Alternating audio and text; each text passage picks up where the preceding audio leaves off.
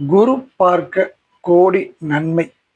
அப்படி அந்த குரு திசை நடந்தால் கூட அதுல நம்மளுக்கு நன்மை ஏற்படல அப்படின்னு நினைக்கிற நிறைய பேருக்கு அந்த திசையோட காரகத்துவத்தை தெரிஞ்சுக்கணும்.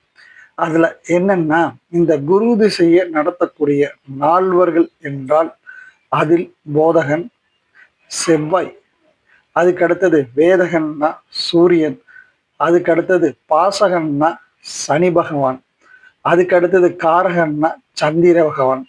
இப்படி இந்த 4 பேர் சேர்ந்துதான் இந்த திசையில உங்களுக்கு நல்லதைகளை செய்வார்கள். அதுல இந்த 4 பேரில் ஒருவர், அதாவது வேதகன் என்ற சூரிய பகவான் மட்டும்தான் உங்களுக்கு வரக்கூடிய அனைத்து பலன்களையும் தடுப்பார்.